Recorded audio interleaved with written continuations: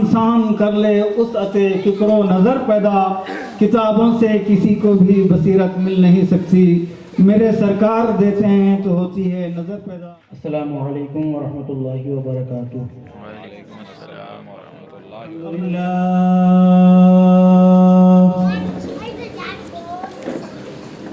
الحمد للہ الملک الوہاب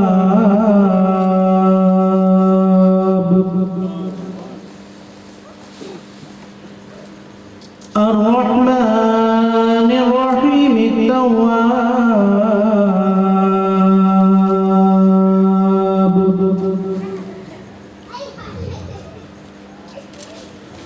والصلاة والسلام على حبيبه الانتخاب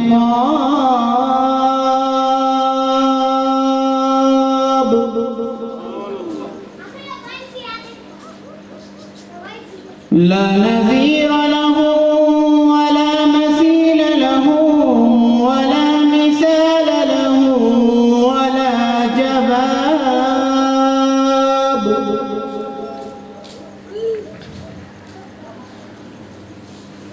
وآله وأصحابه وأحبابه إلى يوم الحساب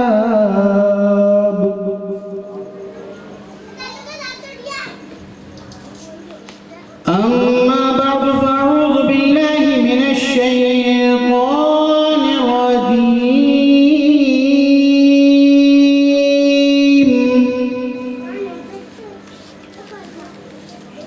بسم الله الرحمن الرحيم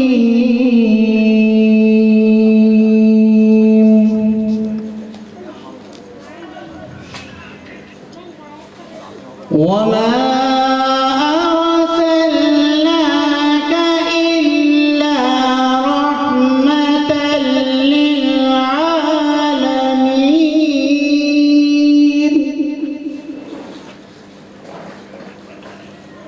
صدق الله البصير القدير وصدق رسوله الرشيد النذير۔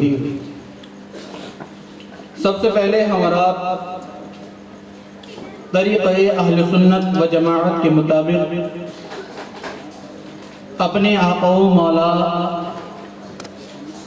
سیدنا اعلیٰ حضرت امام الانبیاء والمرسلین مکی مدنی پیارے نبی رحمت للعالمین احمد مجتبی محمد مصطفیٰ صلی اللہ تعالیٰ علیہ وسلم کی بارگاہ بے کس پناہ میں جھوم جھوم کر نذرانے درود و سلام پیش کریں اور پڑھیں اللہم صلی وسلم علی سیدنا و مولانا محمد وعلی آل سیدنا و مولانا محمد من عدد کل شیء معلوم لک ربی ارنی بجمالک اغثنی یا رسول اللہ یا رسول اللہ یا رسول اللہ۔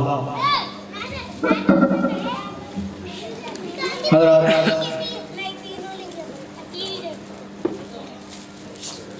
آج ہم اور آپ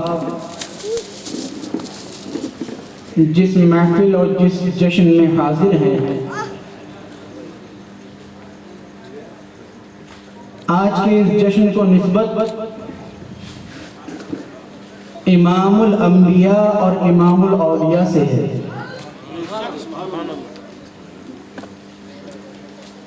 اور آپ نے دونوں پر ہی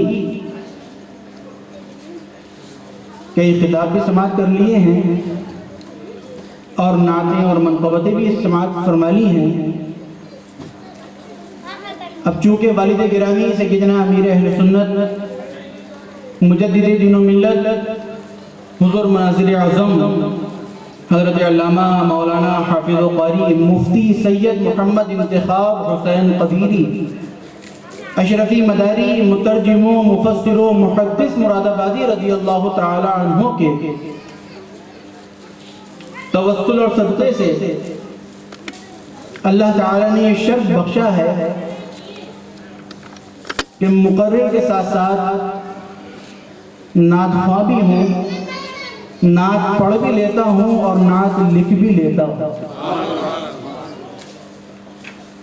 خیر اپنا لکھا ہوا تو نہیں، والد گرامی کا لکھا ہوا کلام نعت پاک کے چند اشعار پیش کر رہا ہوں، سماعت فرمائیں اور ایک مرتبہ اور درود پاک پڑھ لیں۔ اللہم صلی وسلم علی سیدنا مولانا محمد وعلی آل سیدنا مولانا محمد بعدد کل شیء معلوم لک ربی ارنی بجمالک غسنی یا رسول اللہ یا رسول اللہ یا رسول اللہ۔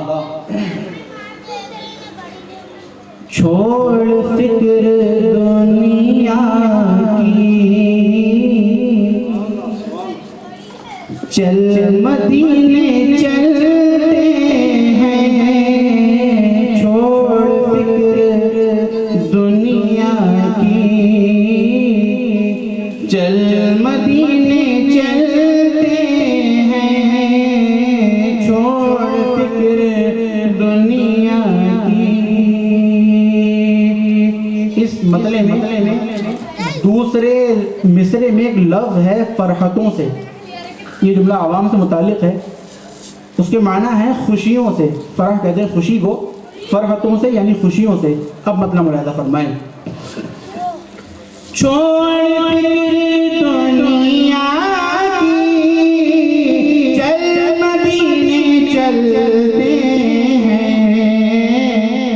فرحتوں سے ہر لمحہ سب کے غم بدلتے ہیں، فرحتوں سے ہر لمحہ سب کے غم بدلتے ہیں، چھوڑ فکر دنیا کی، چل مدینے چلتے ہیں، چھوڑ فکر دنیا کی۔ اور شعر ملاحظہ فرمائے۔ ہم ہیں مصطفیٰ والے، ہم ہیں مرتضیٰ والے، ہم ہیں مصطفیٰ والے، ہم ہیں مرتضیٰ والے، ہم ہیں مصطفیٰ والے، ہم ہیں فاطمہ والے، ہم ہیں مصطفیٰ والے، ہم ہیں کربلا والے، ہم ہیں مصطفیٰ والے، ہم ہیں مرتضیٰ والے، ہم ہیں مصطفیٰ والے، ہم ہیں مرتضیٰ والے۔ ان کا نام لے لے کر ہر جگہ سنبھلتے ہیں، ان کا نام لے لے کر ہر جگہ سنبھلتے ہیں، چھوڑ فکر دنیا کی۔ اور یہ شعر بھی دیکھیں کہ یا عمر کہا جبھی اہل عشق و الفت نے، یا عمر کہا جبھی اہل عشق و الفت نے، یا عمر کہا جبھی اہل عشق و الفت نے، جتنے بھی منافق ہیں ان کے دل دہلتے ہیں، جتنے بھی منافق ہیں ان کے دل دہلتے ہیں، چھوڑ فکر دنیا کی۔ اور والد گرامی حضور مجدد مراد آبادی کا مقطع پیش کر رہا ہوں، سماعت فرمائیں۔ ہم جہاں بھی جائیں گے ان کے گیت گائیں گے، ہم جہاں بھی جائیں گے ان کے گیت گائیں گے، ہم جہاں بھی جائیں گے ان کے گیت گائیں گے۔ کیوں کہ ہم تو ان کے ٹکڑوں پر انتخاب پلتے ہیں، ہم تو ان کے ٹکڑوں پر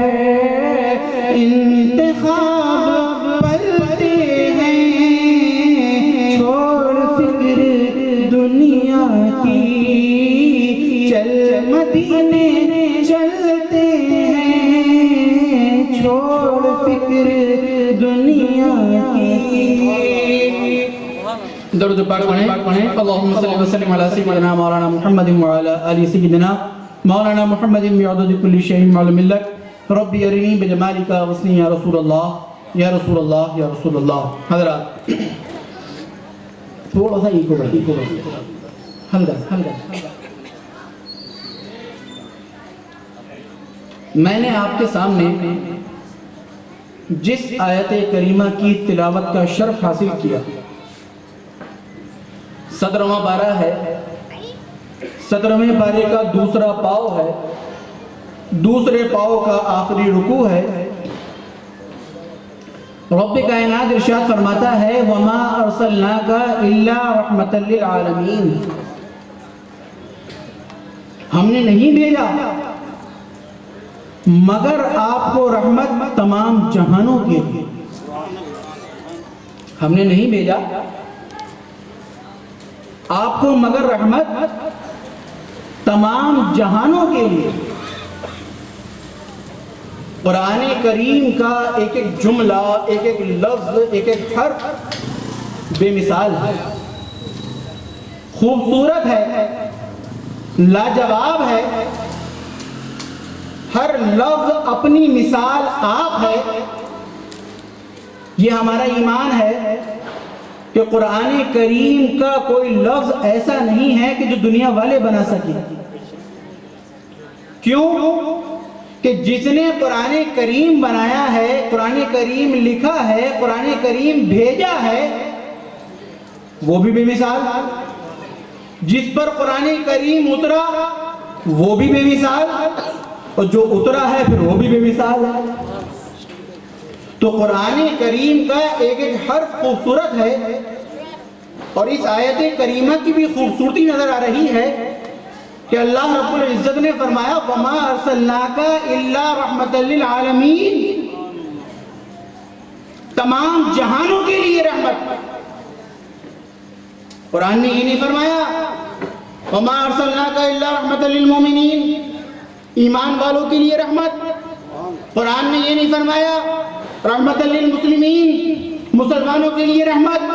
قرآن نے یہ نہیں فرمایا رحمۃ للناس، انسانوں کے لیے رحمت، بلکہ قرآن نے فرمایا رحمۃ للعالمین، تمام جہانوں کے لیے رحمت۔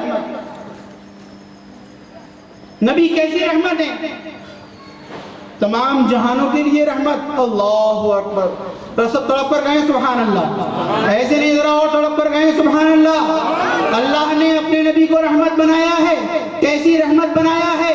نبی زمین کے لیے رحمت، نبی آسمان کے لیے رحمت، نبی مکان کے لیے رحمت، نبی در و دیوار کے لیے رحمت، نبی نبیوں کے لیے رحمت، نبی فرشتوں کے لیے رحمت، نبی ولیوں کے لیے رحمت، نبی صحابہ کے لیے رحمت، نبی اہل بیت کے لیے رحمت۔ نبی وہ رحمت ہیں کہ وہ چلیں تو ان کا چلنا رحمت، وہ رکیں تو ان کا رکنا رحمت، وہ بیٹھیں تو ان کا بیٹھنا رحمت، وہ کھڑے ہو جائیں تو ان کا کھڑا ہونا رحمت، وہ لیٹیں تو ان کا لیٹنا رحمت، وہ سو جائیں تو ان کا سونا رحمت، وہ معراج کو جائیں تو ان کا معراج کو جانا رحمت، وہ معراج سے واپس آئیں تو ان کا واپس آنا رحمت، وہ نمازیں لے کر آئیں تو ان کا نمازیں لے کر آنا رحمت۔ میرے نبی وہ رحمت ہے کہ دنیا میں آئیں تو دنیا میں آنا رحمت، وہ دنیا سے تشریف لے جائیں تو ان کا تشریف لے جانا رحمت، اور صبح قیامت تک کے لیے جس جگہ آرام فرما ہے اس جگہ پر آرام فرمانا بھی رحمت۔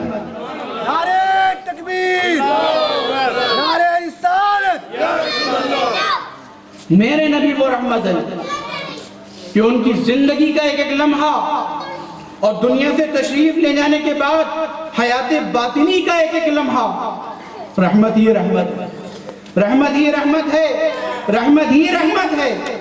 چنانچہ آپ یوٹیوب پر جائیں اور آپ سرچ کریں کہ ہماری دنیا کے علاوہ کوئی اور دنیا ہے کہ نہیں، ہماری دنیا کے علاوہ کوئی اور دنیا ہے کہ نہیں۔ آپ کو سائنسدانوں کی ویڈیوز کھل کر آ جائیں گی، جو علم سائنس رکھنے والے لوگ ہیں، وہ کہتے ہیں کہ اللہ تعالیٰ نے ہزاروں کہکشائیں بنائی ہیں، ہر کہکشاں کے اندر ہزاروں سورج ہیں، ہر سورج کی ہزاروں دنیایں ہیں. یہ میں نہیں کہتا، یہ سائنسدان کہتے ہیں کہ ہزاروں کہکشائیں ہیں. ہر کہکشاں کے ہزاروں سورج ہیں، ہر سورج کی ہزاروں دنیایں ہیں. مثلا یہ ہمارا جو سورج ہے، یہ سورج صرف ہماری دنیا کو نہیں بلکہ ہزاروں دنیاوں کو روشنی پھیلاتا ہے. یہ سائنسداں کہتے ہیں، مجھے نہیں معلوم. میں علماء کی، دانشوروں کی بات نہیں کر رہا، میں اپنی بات کر رہا ہوں کہ مجھے نہیں معلوم ہزاروں کہکشائیں ہیں کہ نہیں. مجھے نہیں معلوم ہزاروں کہکشاں کی، ہر سورج کی ہزاروں دنیایں ہیں کہ نہیں. مجھے نہیں معلوم ہماری دنیا کے علاوہ کوئی اور دنیا ہے کہ نہیں. مجھے نہیں معلوم، لیکن یہ میرا ایمان ہے کہ اگر ہماری دنیا کے علاوہ بھی کوئی اور دنیا آباد ہے تو اس دنیا کے لیے بھی میرے نبی رحمت بن کر آئے. مجھے نہیں معلوم کہ اس دنیا کے علاوہ کوئی دنیا آباد ہے کہ نہیں، لیکن اگر ہے تو میرے نبی اس دنیا کے لیے بھی رحمت بن کر آئے ہیں. کیوں؟ کہ رحمت للعالمین ہے، تمام جہانوں کے لیے رحمت ہے. قرآن کریم کا آپ دیکھیں کتنا خوبصورت لب و لہجہ ہے. قرآن کریم کا پہلا صفحہ، پہلی آیت ہے، رب کائنات ارشاد فرماتا ہے الحمدللہ رب العالمین. بچوں کو یاد ہے سورہ فاتحہ کی پہلی آیت ہے الحمد، تمام خوبیاں للہ، اللہ کے لیے، رب العالمین جو رب ہے تمام جہانوں کا. قرآن نے کہا کہ رب العالمین تمام جہانوں کا رب ہے، اور ادھر کہا رحمت للعالمین، تمام جہانوں کے لیے رحمت. قرآن کی خوبصورتی دیکھیں، ایک طرف رب العالمین، دوسری طرف رحمت للعالمین. رب العالمین، رحمت للعالمین، تمام جہانوں کا رب، تمام جہانوں کی رحمت. اب میں یہ جملہ کہہ دینا چاہتا ہوں کہ جہاں جہاں تک میرے خدا کی خدائی ہے وہاں تک میرے مصطفیٰ کی رحمت ہے. جہاں جہاں تک میرے خدا کی خدائی ہے وہاں تک میرے مصطفیٰ کی رحمت ہے. کیوں؟ کہ وہ رب العالمین ہے، وہ رب العالمین ہے، وہ رحمت للعالمین، تمام جہانوں کے لیے رحمت ہے. اب آپ کہیں گے کہ مولانا کہ پیارے نبی کافروں کے لیے بھی رحمت ہے، کہ پیارے نبی بے ایمانوں کے لیے بھی رحمت ہے. تو آؤ قرآن سے پوچھتے ہیں. 9واں پارہ ہے، 9ویں پارے کا 4تھا پاؤ ہے، 4تھے پاؤ کا 4تھا رکوع ہے. رب کائنات ارشاد فرماتا ہے وَإِذْ قَالُوا اللَّهُمَّ إِن كَانَ هَذَا هُوَ الْحَقَّ مِنْ عِنْدِكَ فَامْطِرْ عَلَيْنَا حِجَارَةً مِنَ السَّمَاءِ أَوْ ائْتِنَا بِعَذَابٍ أَلِيمٍ وَمَا كَانَ اللَّهُ لِيُعَذِّبَهُمْ وَأَنْتَ فِيهِمْ وَمَا كَانَ اللَّهُ مُعَذِّبَهُمْ وَهُمْ يَسْتَغْفِرُونَ. وَإِذْ قَالُوا اللَّهُمَّ، جب کہا کافروں نے، جب کہا بے ایمانوں نے، ان کانا ھذا ھو الحق من عندک، اے اللہ اگر یہ تیرے نزدیک سچی ہیں. اللہ تعالیٰ کو کافروں نے چیلنج کیا. انہوں نے کہا کہ ہم تیرے رسول کو رسول نہیں مانتے، تیری کتاب قرآن کو قرآن نہیں مانتے، تیرے دین اسلام کو اسلام نہیں مانتے. اور اگر واقعتاً یہ تیرے رسول ہیں، اگر واقعتاً قرآن تیری کتاب ہے، اگر واقعتاً اسلام تیرا دین ہے، من عندک تیرے نزدیک، تو فامطر علینا حجارۃ من السماء، تو ہم پر آسمان سے پتھروں کی بارش نازل فرما دے.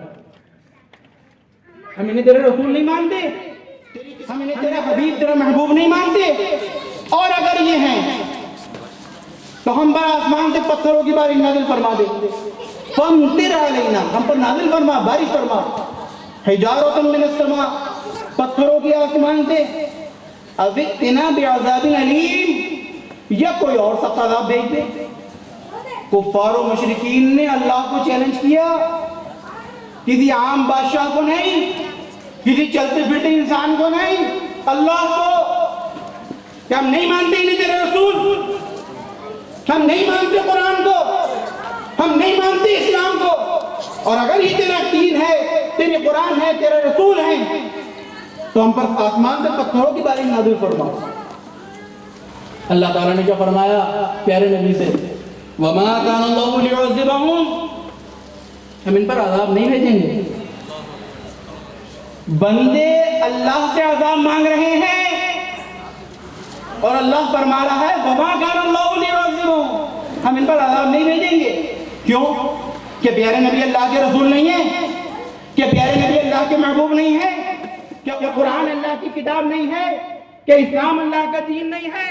اس لیے نہیں کہ پیارے نبی اللہ کے رسول نہیں ہیں، اس لیے نہیں کہ قرآن اللہ کی کتاب نہیں ہے، اس لیے نہیں کہ دین اسلام اللہ کا دین نہیں ہے، بلکہ اس لیے وَأَنْتَ فِيهِمْ، کیونکہ ان میں تم موجود ہو، ان میں تم موجود ہو، ان میں تم موجود ہو. اور اے محبوب، ہم نے تمہیں رحمت بنا کر بھیجا ہے، اور جہاں رحمت ہوتی ہے وہاں عذاب نازل نہیں ہوتا.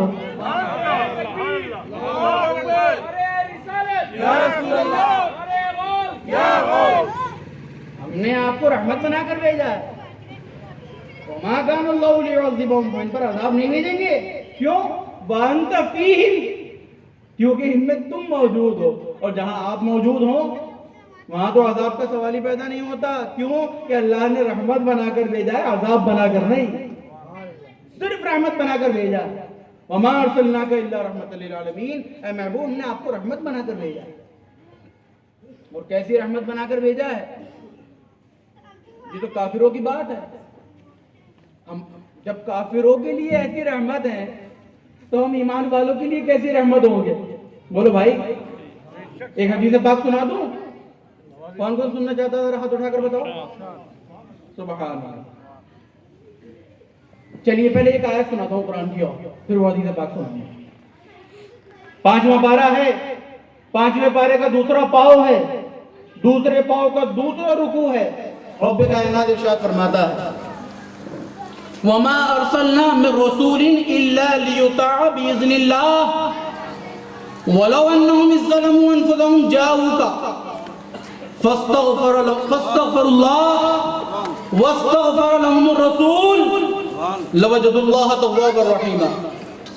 اللہ رب العزت فرماتا ہے وَمَا أَرْسَلْنَا مِن رَّسُولٍ إِلَّا لِيُطَاعَ بِإِذْنِ اللَّهِ، نہیں بھیجا ہم نے رسول مگر اس لیے کہ تم اس کی اطاعت کرو اللہ کے حکم سے. بِإِذْنِ اللَّهِ، اللہ کے حکم سے. اللہ نے پیارے نبی کو بھیجا اطاعت کے لیے کہ ہمیں نبی کی اطاعت کرنی ہے، اللہ کے حکم سے کرنی ہے.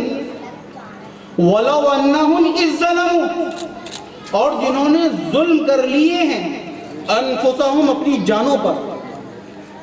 وَلَوْ أَنَّهُمْ إِذْ ظَلَمُوا أَنفُسَهُمْ، جنہوں نے ظلم کر لیے ہیں اپنی جانوں پر. جاؤکا، اے محبوب تمہاری بارگاہ میں آ جائے. قرآن کہہ رہا ہے کہ جنہوں نے اپنی جانوں پر ظلم کر لیے ہیں. اب جانوں پر ظلم کیا ہے؟ آپ نماز نہیں پڑھتے، یا آپ اپنی جان پر ظلم کر رہے ہیں، یا آپ اپنے اوپر ظلم کر رہے ہیں. آپ روزہ نہیں رکھتے، آپ اپنے اوپر ظلم کر رہے ہیں. آپ زکوٰۃ نہیں دیتے، آپ اپنے اوپر ظلم کر رہے ہیں. آپ حج نہیں کر رہے، آپ اپنے اوپر ظلم کر رہے ہو. آپ کے نماز نہ پڑھنے کا نقصان آپ کے پڑوسیوں کو نہیں ہوگا، آپ کے ماں باپ، آپ کی اولاد، آپ کے بہن بھائیوں کو نہیں ہوگا. آپ نماز نہیں پڑھتے، آپ کے اوپر عذاب ہوگا، آپ کو اس کی سزا بھگتنی پڑے گی. تو آدمی جب نماز نہیں پڑھتا یا کوئی بھی گناہ کرتا ہے تو کسی اور پر ظلم نہیں بلکہ اپنے اوپر ظلم کرتا ہے. قرآن نے وہی جملہ ریپیٹ کیا وَلَوْ أَنَّهُمْ إِذْ ظَلَمُوا أَنفُسَهُمْ، جنہوں نے ظلم کر لیے ہیں اپنی جانوں پر.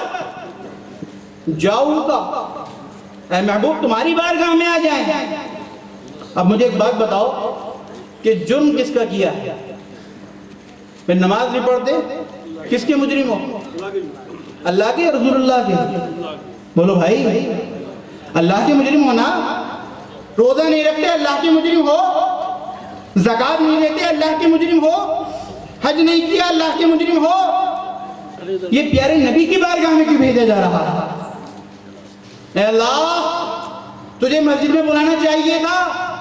آج تو لوگ ویسی گلی گلی ٹہل رہے ہیں کہ آؤ مسجد میں کوئی دین کی بات ہوگی، آؤ مسجد میں کوئی اسلام کی بات ہوگی، آؤ مسجد میں کوئی نماز کی بات ہوگی. مولا تو بھی مسجد میں ہی بھیج دیتا کہ جنہوں نے اپنی جانوں پر ظلم کر لیے ہیں مسجد میں جاؤ، اللہ سے توبہ کرو. چھوٹی مسجد میں نہیں بڑی مسجد میں جاؤ، بڑی مسجد میں نہیں جامع مسجد میں جاؤ، جامع مسجد میں نہیں عیدگاہ میں جاؤ، عیدگاہ میں نہیں خانہ کعبہ میں جاؤ۔ لیکن اللہ نے مسجد میں نہیں بھیجا، کہاں بھیجا؟ جاؤ کا محبوب تمہاری بارگاہ میں آ جائے۔ سبحان اللہ۔ ہماری زبان میں کہہ لیجئے، عاشقوں کی، اہل سنت کی زبان میں کہہ لیجئے کہ اللہ نے مسجد میں نہیں بھیجا بلکہ پیارے نبی کی خانقاہ میں بھیجا کہ جاؤ گا محبوب تمہاری بارگاہ میں آ جائے، تمہاری خانقاہ میں آ جائے۔ اس کے بعد کیا ہوگا؟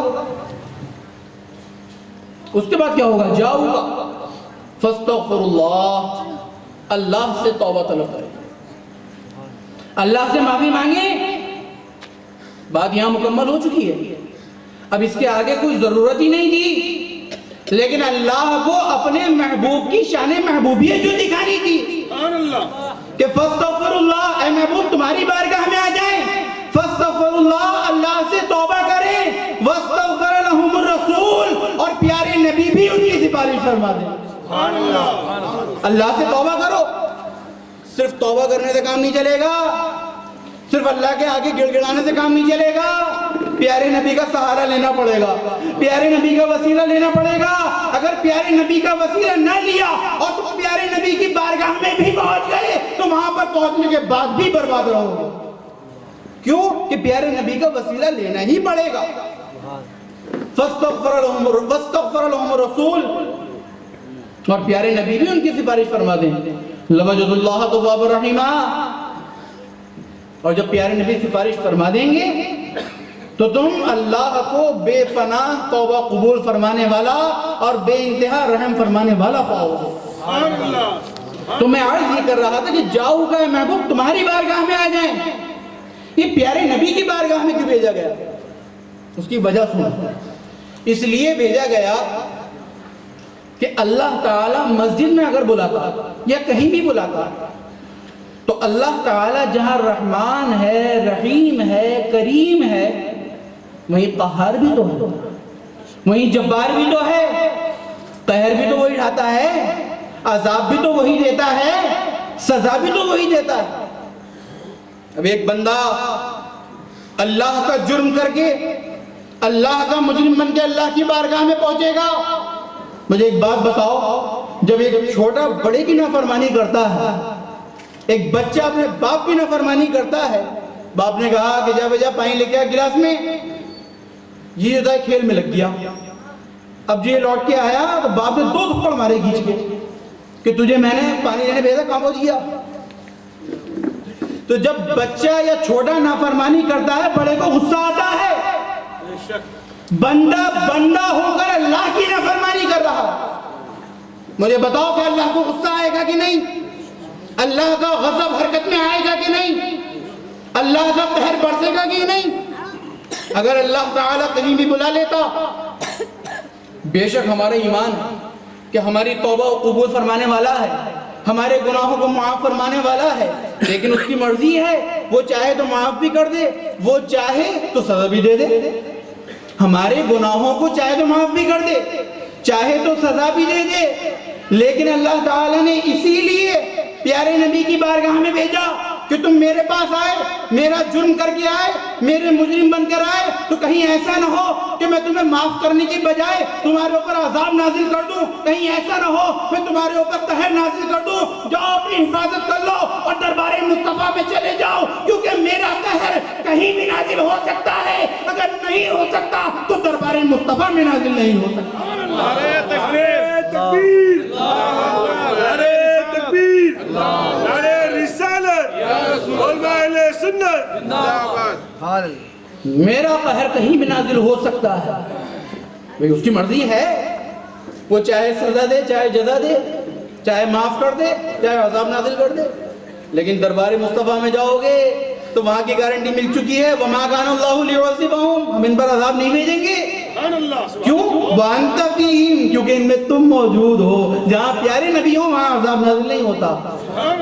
کیوں نہیں ہوتا؟ وَمَا أَرْسَلْنَاكَ إِلَّا رَحْمَةً لِلْعَالَمِينَ، اے محبوب ہم نے آپ کو رحمت بنا کر بھیجا ہے تمام جہانوں کے لیے۔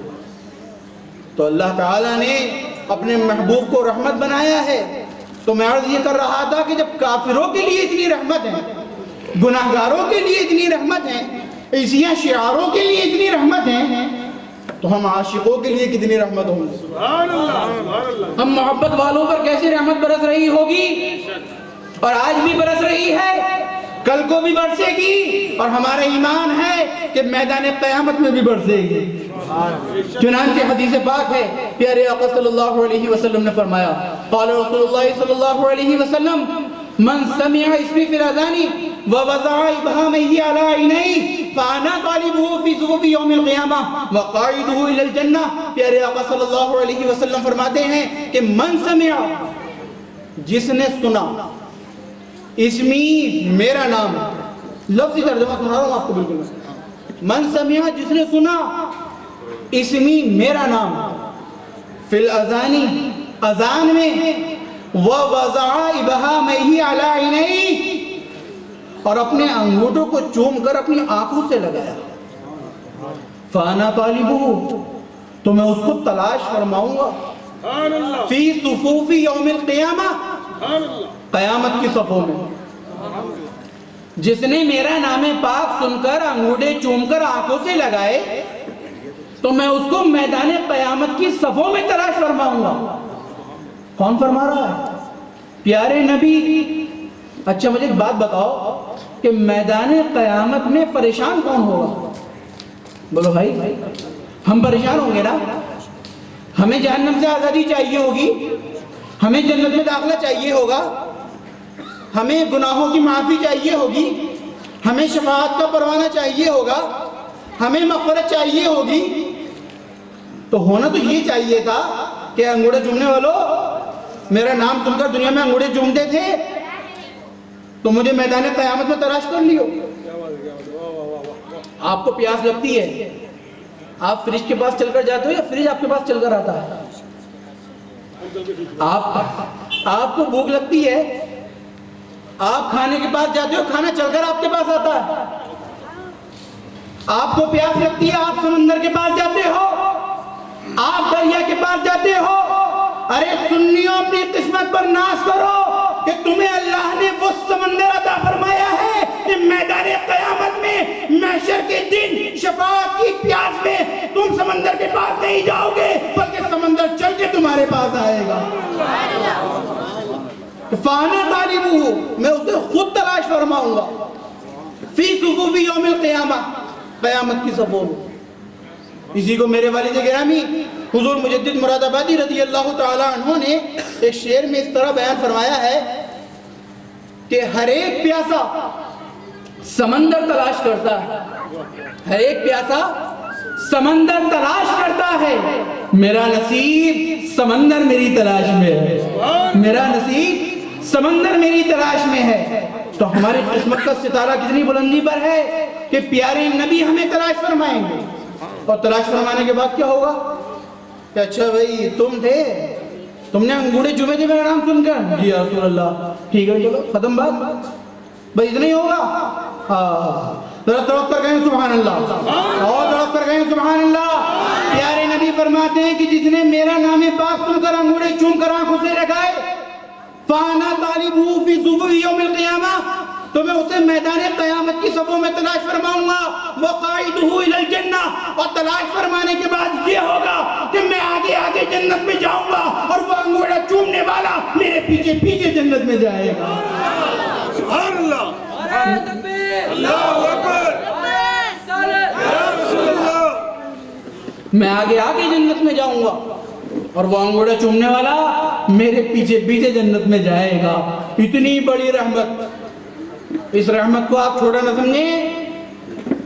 آپ میدان قیامت میں ہم اور آپ شفاعت کے لیے ترس رہے ہوں گے، در در ٹھوکریں مار رہے ہوں گے، ایسے عالم میں کہ جب ہم در در ٹھوکریں کھا رہے ہوں گے ہمارے نبی ہمیں تلاش فرمائیں گے، ہمارے نبی ہمیں ڈھونڈیں گے اور ہماری شفاعت فرما کر ہمیں ساتھ جنت لے کر جائیں گے. وقاعدہ الی الجنہ. اس سے یہ بھی پتہ چلا کہ پیارے نبی علیہ السلام کا نام پاک سن کر انگوٹھے چوم کر آنکھوں سے لگانا یہ کوئی 10 20 30 40 50 سال کی سنت نہیں ہے، یہ کوئی 100 سال پرانا طریقہ نہیں ہے. یہ پیارے نبی علیہ الصلوۃ والسلام نے حدیث پاک میں ارشاد فرما دیا. پیارے نبی نے بشارت دی ہے، خوشخبری دی ہے انگوٹھے چومنے والوں کو. تو سنی مسلمانوں، جہاں پیارے نبی کا نام آئے، پنج وقتہ اذان میں ہو، خطبے کی اذان ثانی میں ہو، ماکانہ محمد القل شریف میں ہو، جہاں پیارے نبی کا نام پاک آ جائے انگوٹھے چوم کر آنکھوں سے لگایا کرو. یہ بہت بڑی فضیلت کی بات ہے. تو پیارے نبی کی رحمتیں دنیا میں بھی برس رہی ہیں اور محشر میں بھی برسیں گی. ایک بڑی پیاری حدیث پاک یاد آ گئی، اگر کہیں تو سنا دوں، کیونکہ میلاد النبی کے نام سے جلسہ بھی ہے اور اس میں میلاد النبی کا عنوان بھی ہے. اس حدیث پاک میں رحمت بھی ہے اور میلاد بھی ہے. جب پیارے آقا صلی اللہ علیہ وسلم کی ولادت ہوئی تو پیارے آقا کی ولادت کی خبر ابو لہب کو اس کی لونڈی، اس کی خادمہ، اس کی نوکرانی نے آ کر دیا. ابو لہب کون؟ پیارے نبی کا چچا. اور ایسا مردود کافر ہے، ایسا مستند کافر ہے کہ قرآن کریم میں اس کی مذمت میں پوری سورت نازل ہوئی. تبت یدا ابی لہب و تب، ٹوٹ جائے ابو لہب کے دونوں ہاتھ. وہ پوری سورت اس کی مذمت میں نازل ہوئی. ایسا مستند کافر کہ قرآن نے ڈکلیئر کر دیا تھا کافر. جب پیارے نبی کی ولادت ہوئی تو اس کی لونڈی نے آ کر اسے خبر دی کہ ابو لہب، تیرے بھائی عبداللہ کے گھر بیٹا پیدا ہوا ہے، تیرے یہاں بھتیجا پیدا ہوا ہے. تو اس نے خوشی کے عالم میں اپنی لونڈی کو انگلی کے اشارے سے آزاد کر دیا. اب آپ سوچ رہے ہوں گے آزاد کرنے کا کیا مطلب ہے؟ ہمارے یہاں نوکرانی یا نوکر رکھے جاتے ہیں، تنخواہ پہ رکھے جاتے ہیں. عرب کا ماحول اس زمانے میں تو یہ تھا کہ اس زمانے میں غلام خریدے جاتے تھے، تنخواہ پہ نہیں. ایک مرتبہ رقم دے دی اور وہ پرماننٹ اس کا غلام ہے. اب اس کی غلامی سے بھاگ نہیں سکتا، پوری زندگی کے لیے اس کا غلام ہے. اب چاہے وہ آگے بیچ دے وہ بات الگ ہے. تو اس نے جو آزاد کیا، تو آزاد کرنے کا مطلب آج کے زمانے میں کم سے کم 25 سے 30 لاکھ روپے آپ سمجھ لیجیے کہ آزاد کر دیا، یعنی 25 سے 30 لاکھ روپے اس نے کسی کو دے دیے.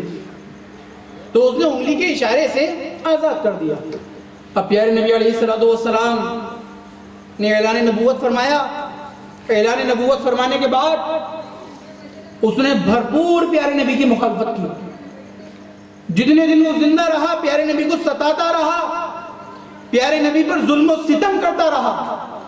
ایک وقت آیا کہ کل نفس ذائقۃ الموت کا مرحلہ طے ہو گیا، مر گیا، واصل جہنم ہو گیا. ایک صحابی نے خواب میں دیکھا، پوچھا کہ ابو لہب کیسی گزر رہی ہے؟ پوری زندگی مخالفت رسول کی ہے، پوری زندگی پیارے نبی کو ستایا ہے، پوری زندگی پیارے نبی کو پریشان کیا ہے، کیسی گزر رہی ہے؟ ابو لہب کہتا ہے کہ ویسی گزر رہی ہے جیسے ایک کافر کی گزرنی چاہیے. فرشتے ہیں کہ صبح شام عذاب دیتے ہیں، فرشتے ہیں کہ صبح شام میری پٹائی کرتے ہیں، لیکن اے میرے نبی کے صحابی، اے اللہ کے رسول کے صحابی، فرشتے پورے ہفتے مجھ پر عذاب دیتے رہتے ہیں، اس لیے کہ میں نے پیارے نبی کی مخالفت کی تھی، پیارے نبی سے دشمنی رکھی تھی. لیکن ہفتے میں ایک دن، پیر کا دن، ہفتے میں پیر کا ایک دن ایسا آتا ہے کہ مجھے ایک انگلی چوسنے کو مل جاتی ہے. وہ انگلی وہی تھی کہ جس انگلی کے اشارے سے اس نے سویبہ اپنی لونڈی، اپنی غلام کو آزاد کیا تھا. تو وہ کہتا ہے کہ مجھے ہفتے میں ایک دن وہ انگلی چوسنے کو مل جاتی ہے، اور اس انگلی کے چوسنے کی برکت یہ ہوتی ہے کہ فرشتے پورے ہفتے مجھے عذاب دیتے رہتے ہیں، مجھے پتہ نہیں چلتا. کیوں؟ کہ میں نے میلاد النبی کی خوشی میں میں نے انگلی کے اشارے سے اپنے غلام کو آزاد کیا. اپنے غلام کو آزاد کرنے کی برکت سے. اور آپ ذرا سوچیں کہ اس نے جو خوشی منائی تھی رسول سمجھ کر نہیں، پیغمبر اور نبی سمجھ کر نہیں، حبیب اور محبوب سمجھ کر نہیں، صرف بھتیجا سمجھ کر، صرف بھتیجا سمجھ کر کہ میرے بھائی کے یہاں بیٹا ہوا ہے. اب ذرا سوچو سنی مسلمانوں، اپنے مقدر پہ ناز کرو، اپنی قسمت پر ناز کرو. کہ جب ایک کافر اور ایسا مستند کافر کہ قرآن اس کے خلاف پوری سورت نازل کر رہا ہے، تو سوچو کہ جب اس کو یہ فیضان عید میلاد کا مل سکتا ہے، تو جب ہم عشق رسول میں ڈوب کر پیارے نبی کی محبت میں عید میلاد النبی منائیں گے تو ہم پر پیارے نبی کی کیسی رحمتیں برسیں گی، اللہ تعالیٰ کا کیسا کرم برسے گا۔ تو جب کافر پر اتنی رحمتیں ہیں، عید میلاد منانے کی یہ برکتیں ہیں کہ پورے ہفتے اس پر عذاب ہو رہا ہے اور اسے پتہ بھی نہیں چلتا، تو ہم جب محبت میں عشق رسول میں ڈوب کر محفل سجائیں گے اور پیارے نبی کا میلاد منائیں گے تو ہم پر کیسی رحمتیں برسیں گی، اور برسیں گی اس لیے برسیں گی کہ ہم رحمت للعالمین کی امت ہیں، ہم اس کی امت ہیں کہ جسے اللہ نے صرف رحمت بنایا ہے، صرف رحمت بنایا ہے۔ چنانچہ ہم اور آپ جہاں جشن رحمت للعالمین، جشن میلاد النبی میں حاضر ہیں، وہیں جشن غوث اعظم میں بھی حاضر ہیں۔ اللہ تعالیٰ نے ایک سسٹم بنایا ہے، ایک نظام بنایا ہے۔ شیر کا بچہ شیر ہی ہوتا ہے، بولو بھائی، شیر کا بچہ شیر ہی ہوتا ہے۔ اللہ نے اپنے محبوب کو رحمت بنایا ہے، محبوب کی اولاد کو بھی رحمت بنایا ہے، اولاد بھی رحمت ہے۔ اب یہ تو ہمارے اور آپ کے نصیب کی بات ہے کہ ہم آل رسول سے کتنی رحمتیں سمیٹ لیتے ہیں۔ بھئی اگر سمندر کے پاس کھڑے ہو کر تم پیاسے مر جاؤ تو اس میں سمندر کا تو قصور نہیں ہے، یہ تو آپ کا قصور ہے کہ آپ پیاسے کیوں مرے جب سمندر پاس تھا۔ آل رسول کے قریب رہ کر بھی اگر کوئی آل رسول سے بغض رکھ کر مر جائے تو بیچارے آل رسول کا کیا قصور ہے، تمہارے قصور ہے۔ اور پھر آل رسول بھی کون؟ سرکار غوث اعظم، محبوب کے محبوب، محبوب ولی، امام الاولیاء، سیدنا غوث اعظم، پیر پیرا، میر میرا، قطب ربانی، محبوب سبحانی، شیخ عبد القادر محی الدین جیلانی بغدادی رضی اللہ تعالی۔ کیسی عظیم الشان شخصیت ہیں، اللہ نے کیسا انہیں بھی رحمت بنایا ہے اپنے محبوب کے صدقے میں۔ چنانچہ سرکار غوث اعظم ایک مرتبہ کہیں سے وعظ فرما کر تشریف لا رہے تھے، کہیں سے جلسہ فرما کر، خطاب فرما کر، تقریر فرما کر واپس آ رہے تھے، تو سرکار غوث اعظم اتنا قیمتی جبہ پہنتے تھے، اتنا قیمتی لباس پہنتے تھے کہ چوٹوں نے ان کا لباس پکڑ لیا واپسی میں، کہ وہ سناٹے کا علاقہ تھا، کوئی لائٹوں کا دور نہیں تھا۔ آج بھی لائٹوں کا دور ہے بھی، کتنی مرتبہ ایسا ہوتا ہے کہ روڈوں پہ سناٹے ہوتے ہیں، تو وہ اور اس زمانے کا سناٹا، چوٹوں نے آپ کا دم پکڑ لیا کہ اتارو اپنا جبہ، ہمارے حوالے کرو۔ میرے والد گرامی سیدنا امیر اہل سنت حضور مناظر اعظم مجدد مراد آبادی رضی اللہ تعالیٰ عنہ، وہ یہ واقعہ دربار سیدنا حضور اللہ میاں پیلی بھیت شریف میں بیان فرما رہے تھے، اور ان کا یہ واقعہ سماعت فرما رہے تھے سرکار اللہ میاں کے پوتے حضور قبلہ عالم، ان کے بھی پوتے حضور فخر عالم سید فضل حمید میاں مدد اللہ علیہ، اور وہ جو ہیں سرکار اللہ میاں سرکار غوث اعظم کی اولاد ہیں۔ سرکار غوث اعظم کے 5ویں نمبر کے شہزادے سیدنا حضرت عبد الرزاق رضی اللہ تعالیٰ عنہ کی اولاد میں۔ تو سرکار فضل حمید میاں فرمانے لگے کہ مولوی صاحب وہ جانتے ہو وہ جبہ کتنا مہنگا ہوتا تھا؟ حضور مجدد مراد آبادی فرمانے لگے کہ حضرت میں نے اتنا ہی پڑھا ہے کہ بہت مہنگا ہوتا تھا، کتنا مہنگا ہوتا تھا یہ مجھے نہیں معلوم۔ سرکار فضل حمید میاں فرمانے لگے کہ مولوی صاحب سرکار غوث اعظم کا وہ جبہ 5000 اشرفیوں کا ہوا کرتا تھا، 5000 اشرفیوں کا۔ اور آپ اس سے بھی اندازہ لگا سکتے ہیں کہ کتنا قیمتی سے قیمتی آج بھی لوگ کپڑا پہنتے ہیں لیکن کسی چوٹے کی نیت کپڑوں پہ خراب نہیں ہوتی، سرکار غوث اعظم کتنا قیمتی جبہ پہنتے ہوں گے کہ چوٹوں کی نیت خراب ہو گئی، اور پکڑ لیا دامن آ کے کہ عبد القادر جبہ اتارو، اپنا کرتا اتارو، ہمارے حوالے کرو۔ اب ہم اور آپ ہوتے تو کیا کرتے؟ ہم ہوتے یا تو بھاگنے کی سوچتے، تھوڑے سے بہادر ہوتے تو پھر چیخ پکار مچاتے، تھوڑی سی آوازیں دیتے دو چار لوگوں کو، اور تھوڑے سے بہادر ہوتے تو ہاتھا پائی کر لیتے، ہاتھ پاؤں چلا لیتے، لڑ لیتے، لیکن سرکار غوث اعظم اللہ اکبر رحمت للعالمین کی اولاد ہیں۔ سرکار غوث اعظم ان کا جبہ چوٹوں نے پکڑ لیا، انہوں نے ہاتھا پائی نہیں کی، انہوں نے بھاگنے کی کوشش نہیں کی، انہوں نے شور نہیں مچایا، بلکہ سرکار غوث اعظم نے دستے دعا دراز کیے کہ اے رب، ان چوٹوں نے تیرے بندے عبد القادر جیلانی کا دامن پکڑا ہے، اگرچہ غلط نیت سے پکڑا ہے، اگرچہ ان کی نیت اچھی نہیں ہے، اگرچہ ان کی نیت میں پاپ ہے، ان کی نیت میں برائی ہے، لیکن انہوں نے تیرے بندے عبد القادر جیلانی کا دامن پکڑ لیا ہے، اب پکڑ لیا ہے تو قیامت تک چھوٹنے نہیں پائے۔ اللہ اکبر، یا رسول اللہ،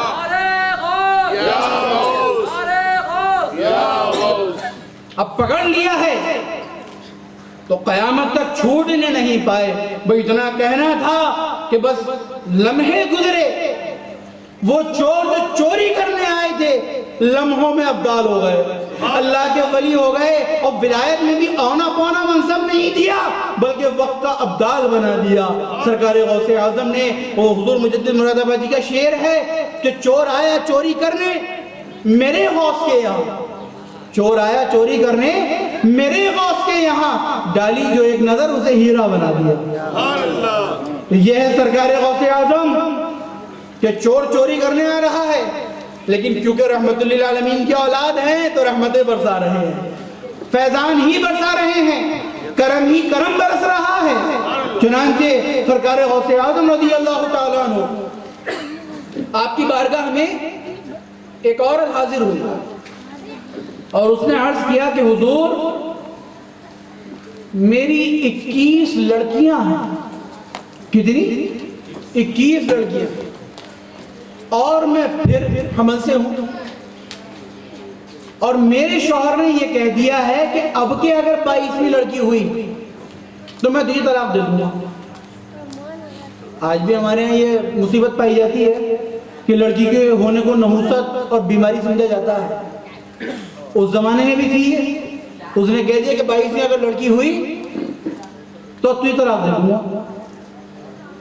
وہ روٹی پیٹ کی سرکار غوث اعظم کی بارگاہ میں حاضر ہوئی کہ حضور، اب اگر لڑکی ہو گئی تو وہ مجھے طلاق دے دے گا اور میری زندگی اسٹیج پر لگ جائے گی، آپ دعا فرما دیں کہ اللہ تعالیٰ اب تو مجھے بیٹا دے دے۔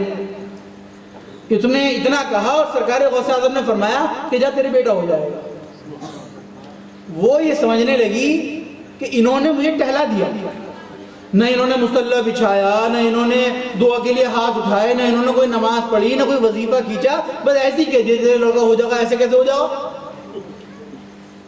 کوئی وظیفہ کھینچتے، کوئی عمل کرتے، کوئی تسبیح وغیرہ پڑھتے، کوئی نماز پڑھتے، کوئی جنماز بچھاتے، دعا کرتے، ہاتھ اٹھاتے، کچھ نہیں، انہوں نے تو ایسی کہ جیسے لڑکا ہو جائے گا، ایسے کیسے ہو جائے گا؟ اب چونکہ وہ عورت تھی، اس نے کہہ بھی دی یہ بات کہ عبد القادر جیلانی یا غوث اعظم، آپ نے نہ مصلی بچھایا، نہ دعا کے لیے ہاتھ اٹھائے، نہ کوئی عمل کیا، نہ کوئی تسبیح پڑھی، ایسی کہ یہ لڑکا ہو جائے گا، ایسے کیسے ہو جائے گا؟ آپ نے تو مجھے ٹہلا دیا۔ اللہ اکبر۔ اس عورت کا اتنا کہنا تھا کہ سرکار غوث اعظم کو جلال آ گیا۔ سرکار غوث اعظم کو اچھا جلال بھی آیا، کیونکہ رحمت للعالمین کی اولاد ہیں تو جلال بھی رحمت والا ہی آیا۔ ہمیں جلال آتا، غصہ آتا، ہم سے بھگا دیتے، لیکن سرکار غوث اعظم، اللہ اکبر، غوث اعظم کو جلال آیا۔ غوث اعظم نے فرمایا کہ تو کیا سمجھتی ہے کہ ہم مصلی بچھائیں گے تبھی تیرے یہاں لڑکا ہوگا؟ ہم دعا کے لیے ہاتھ اٹھائیں گے تبھی تیرے یہاں لڑکا ہوگا؟ ہم کوئی عمل کریں گے تبھی تیرے یہاں لڑکا ہوگا؟ ارے گھر جا کر دیکھ، ہم نے تیری 21 لڑکیوں کو لڑکا بنا دیا۔ تو کیا سمجھتی ہے کہ ہم دعا کے لیے ہاتھ اٹھائیں گے تبھی تیرے یہاں لڑکا ہوگا؟ ارے گھر جا کر دیکھ، ہم نے تیری 21 لڑکیوں کو لڑکا بنا دیا ہے۔ اب وہ اچھلتی کودتی خوشی کے عالم میں گھر واپس ہوئی۔ اب گھر جو جا کر دیکھا تو پہلی ملاقات بڑی لڑکی سے ہوئی۔ اب آپ سوچ سکتے ہیں کہ اگر ہر سال بھی لڑکی ہوئی ہوگی تو بڑی لڑکی کم سے کم بھی 22-23 سال کی ہوگی، لیکن جب اس نے دیکھا